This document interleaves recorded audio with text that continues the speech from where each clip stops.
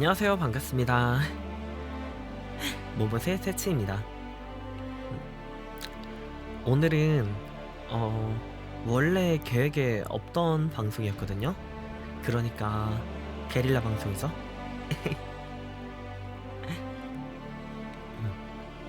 그리고 할까 말까 이거 고민 진짜 많이 했어요.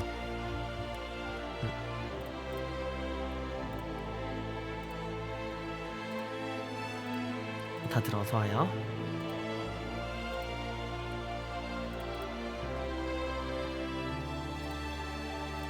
그리고 가장 큰 단점, 오늘은 재미가 없을 겁니다. 교육방송이에요. 그리고 조금 암울합니다. 제가 바라바라 형들은 막 놀리고 우스꽝스럽게 하고 막 그렇게 할 수 있지만, 제가 감히 우리나라를 위해 싸우다가 돌아가신 분들한테 이제 드립을 칠 수는 없잖아요. 그래가지고 사뭇 진지한 내용으로 이루어질 가능성이 높습니다. 그래서 재미는 없어요. 그리고 사실 제가 진짜 고민한 게 약간 무섭습니다. 왜냐면 제가 말실수 하나 하면 제가 묻혀요.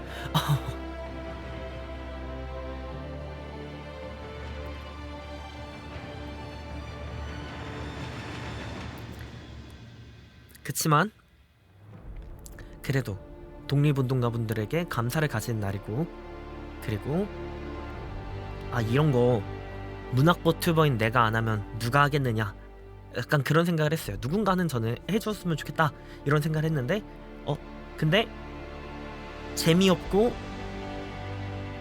뭔가 재미없고 이제 교육적인 방송을 굳이 안 하려고 하기 때문에 모두가 그래 나라도 해야겠다. 새로운 친구들 안녕, 반갑습니다. 그래서 문학버 튜버인 제가 해야겠다 싶어서 가져왔습니다. 우리나라의 역사와 시대상, 그리고 잘못 알려진 사실에 대해서 반박을 하면서 이직을 바로잡고자 합니다. 오늘은 후원이 막혀있군요. 3.1절 게릴라 방송의 영리를 취득하고 싶지 않기 때문에 후원을 막아놨습니다.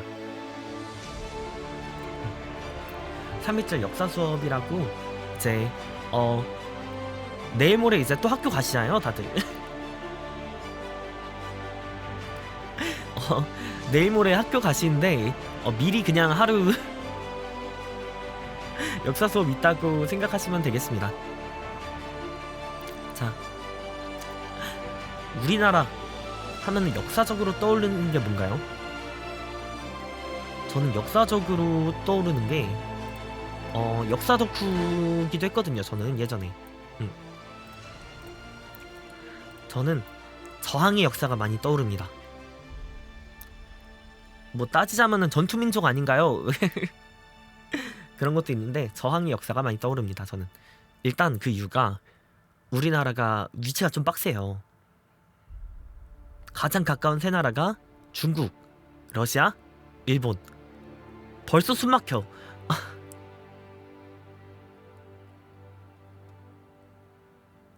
그래가지고 인터넷에서 아니 자원도 없고 날씨도 맨날 춥고 덥고, 아니 당군 할아버지 터 잘 잡으신 거 맞아요? 이거 그 한국을 빛내 이거 100명의 위인들 이거 가서 처리해야 되는 거 아니야? 막 이런 이제 가끔 연락을 보내신 분들이 있는데, 당군 할아버지가 이 드립 들으면 화나서 살아나십니다. 왜냐면 당군 할아버지는 한반도의 털을 잡지 않으셨어요.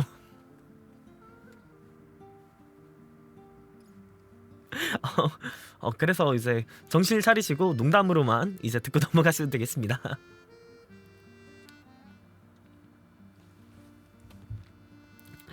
아무튼 우리나라 정말 빡센 곳에 위치해 있는데, 그래서 수천 년에 걸쳐서 저항합니다. 땅은 정말 작지만 계속 싸워서 우리나라의 역사, 문화를 정말 많이 지켜내요. 그게 우리나라 민족의 멋있는 점이라고 생각합니다. 아무튼 그래서 3.1절 특집이니까 말하지 않을 수가 없죠. 일본이 우리나라를 강제로 점거하려고 들어왔어요. 그런데 일본의 역사는 어떠냐 그러면, 일본의 역사는 어떠냐 하면은, 일본은 수천 년 동안 이제 사무라이들이 잔악하게 통치하던 그런 나라거든요. 그래서 역사가 엄청 잔인해요. 피로 물들어져 있습니다. 그래서 일본이 우리나라에 들어오자마자 한 짓이 뭐냐? 무차미 탄압하기. 이제 공부하신 분들은 한 번씩 들어보셨을 거예요. 실제로 너무 무서워. 이게 1910년대 무단 통치기라고 부르는데요. 10년 동안 끔찍한 짓을 정말 많이 벌여요. 근데 우리나라 사람들 뭐라고 했죠? 저항의 민족이다. 고작 이런 거에 굴복할 사람들이 아니다 이겁니다. 나를 죽이지 못하는 고통은 나를 더 강하게 만든다. 그래가지고 구미들이 똘똘 뭉쳐서 3.1절이라는 대규모 독립운동이 일어나게 됩니다. 일본인들 입장에서는 정말 당황했을 거예요. 아니 이렇게나 억압하고 독립운동 낌새만 보이면 죽이고 막 그랬는데 수백만 명이 모여가지고 전국에서 이제 독립운동이 일찍 일어난 거예요. 그래서 진짜 깜짝 놀란 거예요. 이게 와 얘들 탄압한다고 무력해진 애들이 아니구나. 우리나라의 민족성에 정말 크게 놀랍니다. 이게 전 세계 역사를 통틀어서 봐도 정말 엄청난 일이거든요. 진짜 전 세계의 역사를 다 통틀어서 봐도 이렇게까지 저항하는 민족이 없어요. 제 생각에도 똑같아요. 우리나라 사람들은 유능하고 통계학적으로도 실제로 그럽니다. IQ 같은 게 높아요. 그렇다 보니까 뭉치면 정말 엄청 세거든요. 근데 외부의 적이 생기잖아요. 외부의 적이 생기면은 일단 뭉쳐서 저것부터 치우고 생각하자 이러는 거예요. 그렇게 되면은 진짜 공포가 시작되는 거죠, 우리나라에. 아무튼 그래서 3.1절을 보고 일본이 정말 깜짝 놀라가지고 와 얘들 독하다. 찍어 눌러서 지배하는 방식은 한민족한테는 맞지 않다 하고 이제 이 방식 자체를 버립니다. 그래서 3.1절이 의미가 있는 거예요. 우리나라가 이제 저항의 의사를 보임으로써 일본이 이제 크게 당황했고 실제로 행동도 바뀌었으니까 그게 정말로 의미가 큰 일이지 않았나 싶습니다. 3.1절의 의미. 제가 오해를 바로잡고 싶은 게 있는데 가끔 가다가 일제강점기 때가 조선시대보단 발달되지 않았냐 이런 소리를 하시는 분들이 계신데 그거는 시간이 지남에 따라 지구의 문명의 수준이 발달해서 그런 거고요. 그러니까 진지하게 일본 일제강점기 덕분에 우리나라가 발달했다라고 생각을 하시는 분이 있으면은 지구를 떠나주시면 감사하겠습니다. 지금이라도 생각을 고치시면은 제가 지구에서 보류를 해보겠으나 고치지 않으시면은 지구를 떠나주시면 감사하겠습니다. 굉장히 곤란합니다. 그런 말은 하시면 안 됩니다. 사실이 아니에요. 그건 지구의 수준이 발달하면은 인류의 수준이 발달한 거지 걔네가 도와줘서 발달한 게 아니에요. 온갖 문헌을 다 뒤져봐도 전혀 긍정적인 일이 아닙니다. 맞아요. 일진이 빵셔틀 시켰는데 그동안 계단 많이 걸어져서 너도 윈윈 아니냐 이런 말을 하는 거랑 똑같습니다. 지구를 나가주시면 돼요. 자 이제 진짜 본론으로 넘어가 보겠습니다. 오늘 나올 특집의 주인공 이육사 시인님과 융동주 시인님입니다. 정말 두 분 다 대단하고 간지나는 분들이에요. 간지 일본어구나. 죄송합니다. 이거 저 죽을게요. 죄송해요. 저 이거 논란 네 이래서 이제 안 하려는데 이래서 제가 이제 안 하려고 하는데 죄송합니다. 못 들은 걸로 해주시고 이래서 이런 특집 할 때 조심해야 되는데 정말 멋있는 분들이에요. 정말 멋있는 분들이에요. 이육사 시인님이 정말 직관적이게 멋있는 분이에요. 이육사 시인님을 상징하는 단어는 저항입니다. 이육사 시인님은 온 생일 독립운동에 매진하신 분이에요. 그리고 가장 간지나는 부분 중에 하나가 이름이 이육사로 알고 계시잖아요. 사실 이름이 이육사가 아니세요. 사실 이육사 시인님은 이름이 이육사가 아니에요. 이게 진짜 진짜 멋있는 포인트거든요. 모르시는 분들 많죠. 이육사 시인님이 독립운동을 하는 시를 쓰다가 처음으로 감옥을 갔어. 그 다음에 죄수번호 264를 받습니다.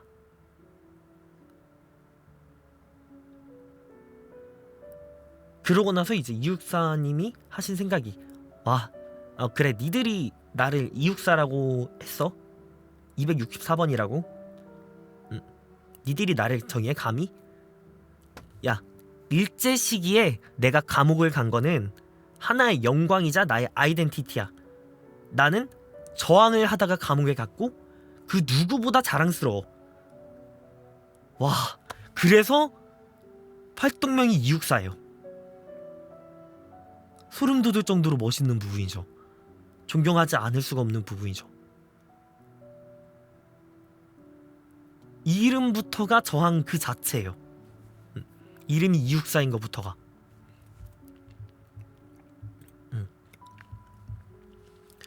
일제는 우리나라에 3.1절이 생긴 이후로 이제 무력으로 통치하는 걸 그만두고 한국이란 나라를 천천히 지워버리겠다, 이러는 무시무시한 생각을 하게 됩니다. 그러면서 이제 출판물이나 한글 이런 걸 없애버리려고 해요. 그러다 보니까 시인분들은 이 통제가 너무 심하니까 모든 출판물을 다 검수하다 보니까 정말 교묘하게 돌려 말하거나 몰래 메시지를 숨겨서 보냅니다. 그런데 아니, 안 그러면은 감옥에 가요. 감옥에 가면 죽을지도 모르잖아요. 그렇기 때문에 어쩔 수 없는 거야. 내가 이제 이 시 활동을 계속 하려면은 몰래 보내는 정도밖에 안 되겠다. 보통 그러는데 시인분들이, 근데 이육사 시인님은 그냥 대놓고 지금 문제 있다. 일제는 영광스러운 우리나라에서 떠나라. 당장 나가라. 우리는 깊은 역사와 의지를 받은 한민족이다. 이 시를 계속 써요. 계속. 그래서 나이가 그렇게 많지 않으시거든요. 근데 감옥을 17번을 가요. 생애 동안 감옥을 17번을 가요. 거의 매년 가요.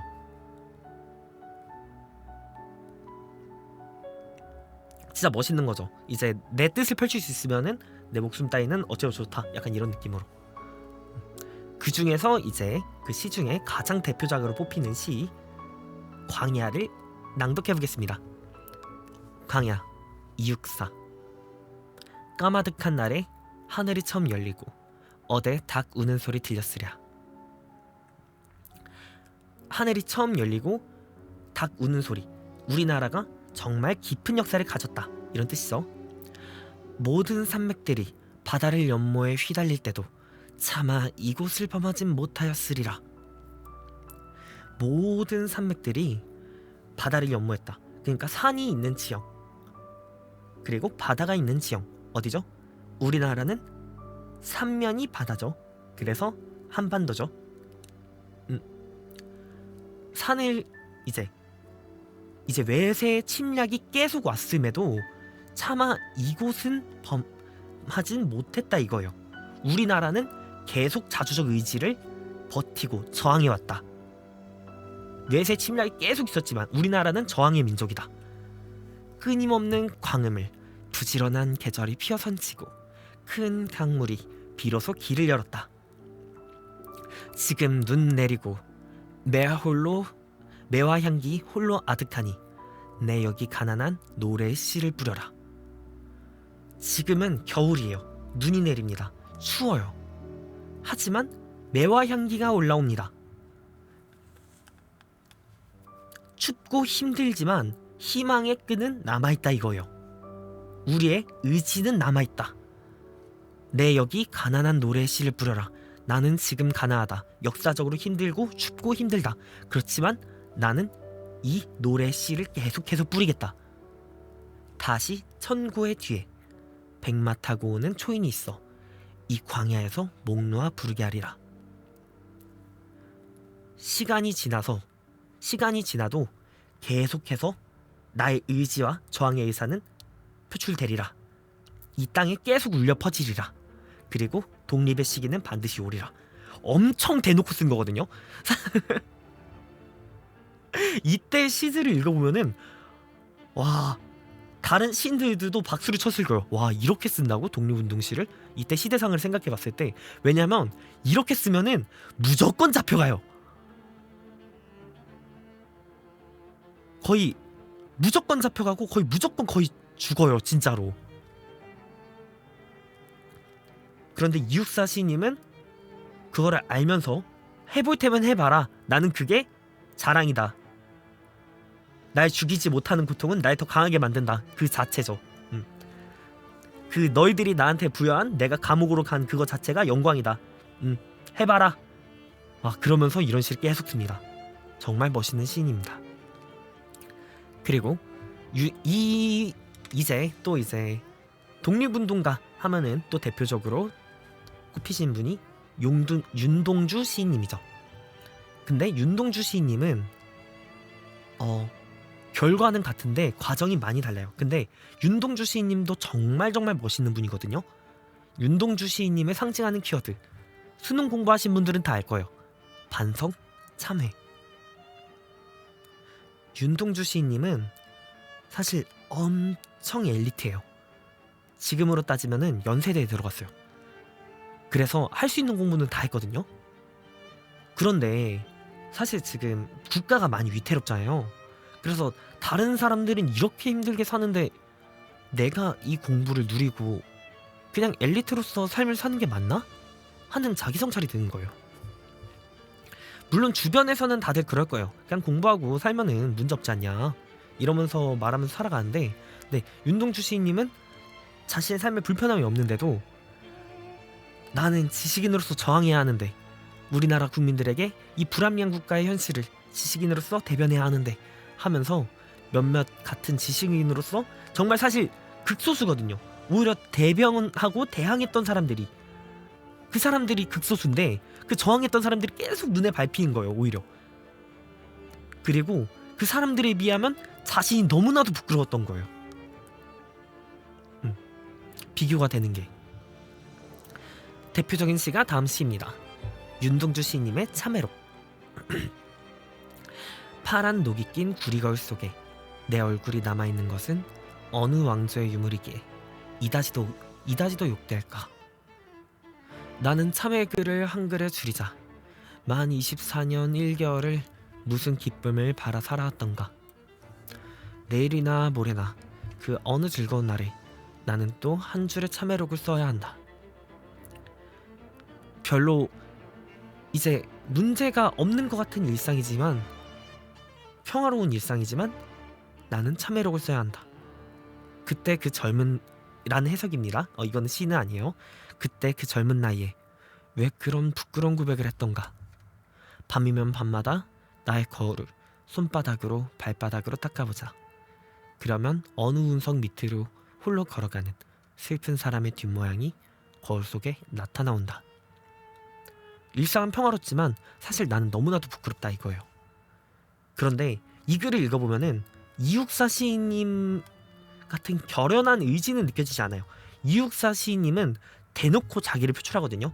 자 봐라, 이 땅은 너희들이 침범할 수 없는, 감히 침범할 수 없는 위대하고 영광스러운 땅이다. 당장 나가라 이러고 있는데, 이제 윤동주 시인님은 나는 부끄럽다.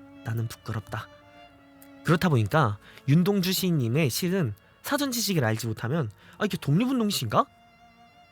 거의 그렇게 느껴질 수도 있어요, 처음에는. 네, 이 시도 독립운동 시예요. 왜냐면 윤동주 시인님이 유학을 가서 일제 최고학교 중 하나를 다니고 있기 때문에 41년도에 창씨개명을 하지 않으면 더 이상 공부를 할 수가 없었어요. 그리고 이제 창씨개명을 하자마자 낸 게 이 시입니다. 그게 너무나도 부끄럽다는 거예요. 내가 뭘 바라고 이렇게 공부하고 평화롭게 살아가냐 이거예요. 나는 내가 진짜로 해야 한다는 거는 하지 못하고 있는데. 그 다음으로 이제 제일 유명한 시, 정말 아름다운 시죠. 윤동주 시인님의 별에는 밤. 계절이 지나가는 하늘에는 가을로 가득 차 있습니다. 나는 아무 걱정도 없이 가을 속의 별들을 다 헤일 듯합니다. 가슴 속에 하나둘 새겨지는 별을 이제 다 못해는 것은 쉬이 아침이 오는 까닭이요, 내일 밤이 남은 까닭이요, 아직 날 청춘이 다하지 않은 까닭입니다. 별 하나의 추억과 별 하나의 사랑과 별 하나의 쓸쓸함과 별 하나의 동경과 별 하나의 시와 별 하나의 어머님, 나는 별 하나의 아름다운 말 한마디씩 불러봅니다. 소학교 때 책상을 같이 했던 아이들의 이름과 폐, 경, 옥 이런 이국 소녀들의 이름과 벌써 아기 어머니 된 계집애들의 이름과 가난한 이웃 사람들의 이름과 비둘기, 강아지, 토끼, 노새, 노루, 프랑시스 참, 라이너 마리아 릴케 이런 시인들의 이름을 불러봅니다. 이네들은 너무나 멀리 있습니다. 별이 아스라이 멀듯이. 어머님, 그리고 당신은 멀리 북간도에 계십니다. 나는 무엇인지 그리워 이 많은 별빛이 내린 언덕 위에 내 이름자를 써보고 흙으로 덮어버렸습니다. 타는 밤을 새워 우는 벌레는 부끄러운 이름을 슬퍼하는 까닭입니다. 그러나 겨울이 지나고 나의 별에도 봄이 오면 무더미에 파란 잔디가 피어나듯이 내 이름 묻힌 언덕 위에도 자랑처럼 풀이 무성할 거이다. 정말 시적으로 아름다운 시고, 그리고 여기도 이제 참회하고 부끄러운 내용이 있고 독립운동으로도 볼 수 있는 시예요. 근데 별에 는 밤은 정말 또 예쁜 시인 게 해석이 정말 다양해요. 모두가 자신만의 해석을 하고 살아갈 수 있어요. 그래서 이 시의 해석은 여러분들에게 맡기겠습니다. 그리고 마지막은 윤동주 시인이 아까는 그랬잖아요. 대놓고 독립운동을 하면 무조건 잡혀가기 때문에 어쩔 수 없이 돌려서 이제 말했다. 그렇지만 마지막 시가 윤동주 시인이 독립운동가로 일컬어지는 가장 결정적인 시입니다. 이 시는 윤동주 시인님이 일본 유학을 가서 공부를 할 때 가장 참여하는 마음이 폭발할 때 쓴 시예요. 윤동주 시인님의 쉽게 쓰여진 시입니다. 윤동주. 창밖에 밤비가 속살거려 육첩방은 남의 나라. 시인이란 슬픈 천명을 알면서도 한 줄 시를 적어볼까. 땀내와 사랑내 포근히 품긴 보내주신 학비 봉투를 받아 대학 노트를 끼고 늙은 교수의 강의 들으러 간다. 생각해보면 어린 때의 동무들 하나 둘 죄다 잃어버리고 나는 무얼 바라, 나는 다만 홀로 침전하는 것일까? 인생은 살기 어렵다는데 시가 이렇게 쉽게 쓰여지는 것은 부끄러운 일이다. 육첩방은 남의 나라. 창밖에 밤비가 속살거리는데 등불을 밝혀 어둠을 조금 내몰고 시대처럼 올 아침을 기다리는 최후의 나는 나에게 작은 손을 내밀어 눈물과 위안으로 잡는 최초의 악수. 이 시가 진짜 멋있는 게 제일 멋있는 구절이 이거거든요. 최후의 나. 윤동주 시인님은 이 시를 쓰면은 잡혀갈 거란 걸 알고 있었어요. 마지막에 나라는 거예요. 그리고 이제 나는 나에게 작은 손을 내밀어 눈물과 위안으로 잡는 최초의 약수. 그렇지만 나는 잡혀갈 것이지만 눈물과 위안으로 나에게 손을 내밀죠. 나는 나에게 있어 더 이상 부끄러운 시인이 되지 않으니까요. 악수를 할 수 있는 거예요. 이때부터 확실히 독립운동에 대한 그 결연한 의지를 펼친 겁니다. 윤동주 시인님은. 정말 멋있지 않나요? 지식인으로서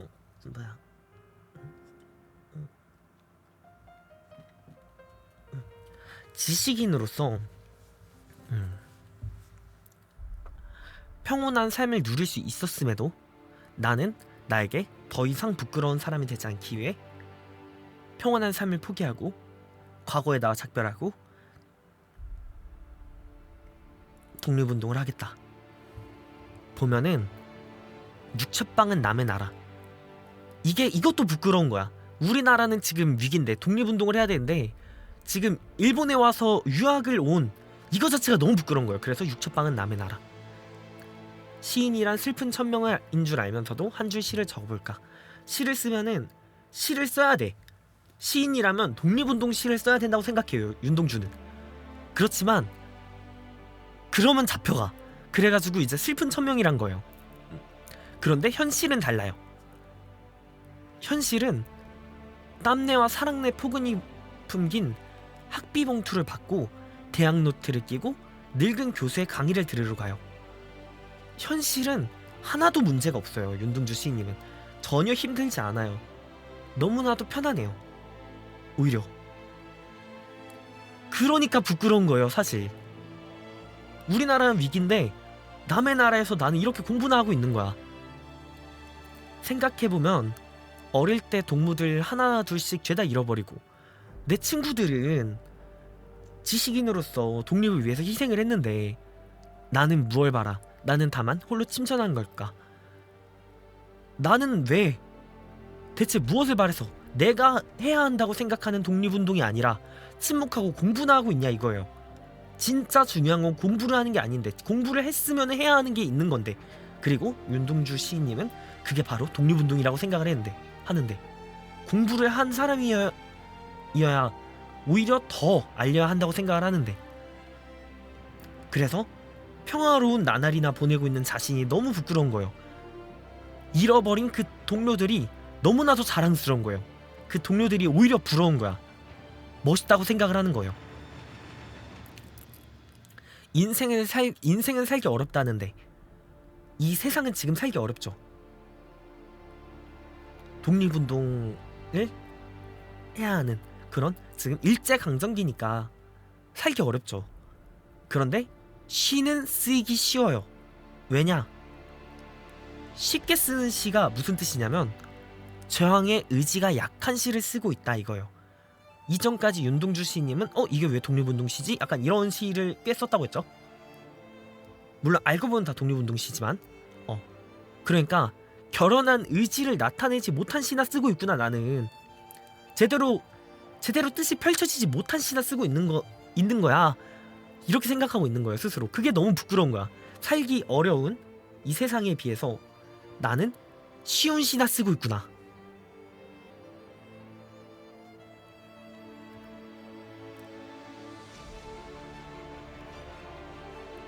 그니까 굳이 비교하자면은 나도 이육사 시인님처럼 해야 되는데 나도 저렇게 결연한 독립의 의사를 표해야 되는데 나는 왜 공부나 하고 있는 거야. 나는 왜 쉬운 시만 쓰고 있는 거야. 그래서 제목이 쉽게 쓰여진 시입니다. 그렇지만 이제 여기서부터는 달라요. 육첩방은 남의 나라, 창밖에 밤비가 속살거리는데 남의 나라에서 이제 밤비가 속살거립니다. 그런데 등불을 밝혀 어둠을 조금 내몰고 이제 너희들 내쫓아내겠다 이거야. 시대처럼 올 아침을 기다린 최후의 나. 이거는 엄청 노골적인 표현이에요. 이건 엄청나게 노골적인 표현이에요. 시대처럼 올 아침. 그냥 독립을 뜻하는 거예요. 나는 너희들을 내모는 등불을 켜겠다. 이제 더 이상 침전하지 않겠다. 더 이상 침전하지 않을 거야. 너희들 내몰 거야. 그렇지만 그런 나는 최후의 나예요. 나는 이 시를 쓰고 잡혀갈 거예요.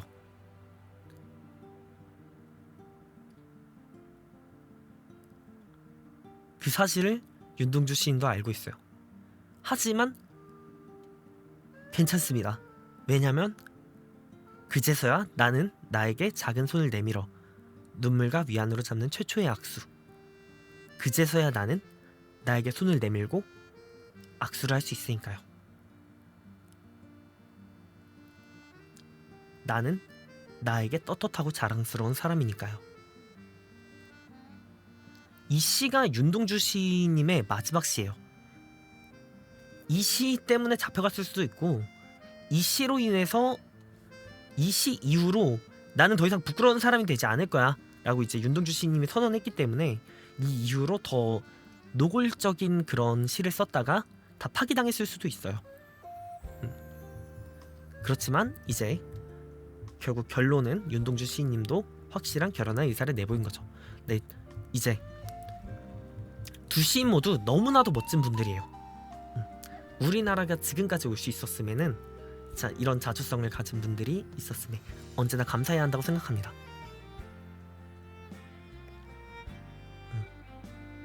언제라도 독립이 되었을 때를 준비하고 그를 위해 최선을 다하신 분들 덕분에 지금이 있는 겁니다. 자, 잠깐의 역사교육 시간이었습니다.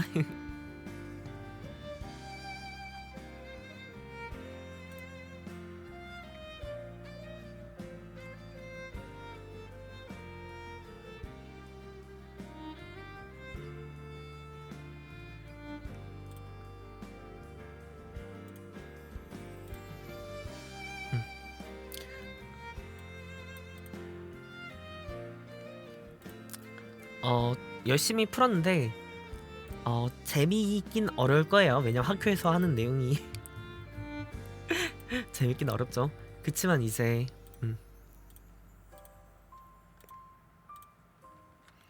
유익했다면 다행입니다. 여러분들이 이제 이 시들의 뭔가 멋있는 시인분들의 이제 멋있는 삶이지 않습니까? 이런 것들을 약간 알고 이 재미를 알았으면 좋겠네요. 그리고 존경하는 마음을 잠깐 표현할 수 있는 시간이 됐으면 그걸로 만족할 것 같습니다. 오늘 게릴라 방송 봐주셔서 감사합니다. 이따가 나중에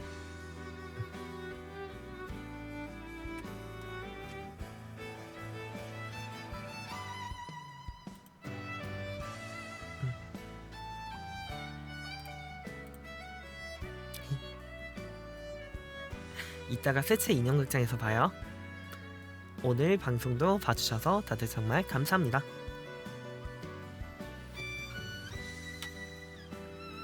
빠빠룽.